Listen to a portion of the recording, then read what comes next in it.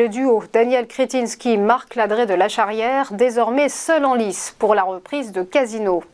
3F Holding vient en effet de jeter l'éponge, laissant la voie libre au milliardaire tchèque et à l'investisseur français pour s'offrir le distributeur stéphanois. Le consortium du trio Niel-Pigas-Zouari a abandonné son offre de reprise, faute d'informations détaillées sur les finances du groupe Casino. Dans un communiqué, la holding expliquait hier soir qu'elle refuse de participer à un process biaisé, la société ayant visiblement déjà choisi son repreneur. Fin de citation. Endetté à hauteur de 6,4 milliards d'euros, Casino est au bord de la cessation de paiement et a annoncé une baisse de ses ventes au second semestre. On poursuit avec cette annonce de Gabriel Attal. Dans les Échos ce matin, le ministre des Comptes publics indique que l'État va réduire ses dépenses pour 2024, ce qui sera une première depuis 2015. Un projet de loi de finances sous le signe du désendettement, donc, moins 4,2 milliards d'euros, ce sera le montant des économies réalisées. Gabriel Attal dit compter notamment sur la sortie des boucliers tarifaires de l'énergie pour parvenir au redressement des comptes. Grand gagnant de ces arbitrages budgétaires à venir, les ministères de l'écologie, l'éducation, la défense, la justice et l'intérieur. Ceux du travail et du logement, en revanche, devront se serrer la ceinture. On termine avec le constat sans détour d'Elon Musk au sujet de la santé financière de Twitter. Flux de trésorerie négatif, revenus publicitaires divisés par 2 et dette accrue. Le patron de Tesla n'a pas fait mystère de la mauvaise passe dans laquelle se trouve le réseau social.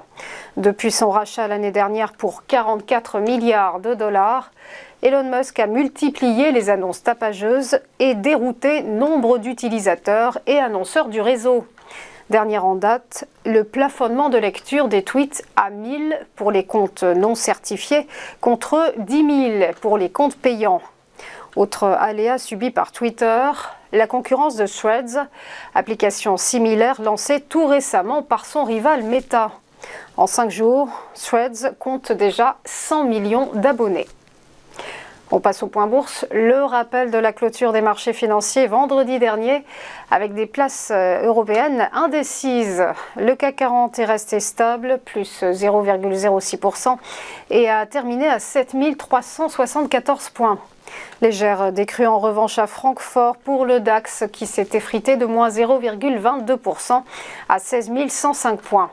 Et à Londres, le FTSE terminait à l'équilibre, moins 0,07% à 7 809 points. Du côté de Milan, le MIB a cédé moins 0,39%, tandis qu'à Madrid, l'IBEX perdait moins 0,42%. Du côté de Wall Street, ordre dispersé également. Le Dow Jones a grignoté plus 0,33%. Le S&P 500 a rendu moins 0,1%. Et quant au Nasdaq Composite, il s'est étiolé de moins 0,18%. Enfin, sachez qu'aujourd'hui est une journée fériée au Japon. Pas de Nikkei ce matin, donc l'indice qui, vendredi dernier, a clôturé sans grande direction, abandonnant 0,09%. Voilà, restez avec nous, on va marquer une première pause et on va se retrouver juste après pour ChronoCAC et l'ouverture des cotations. A tout de suite.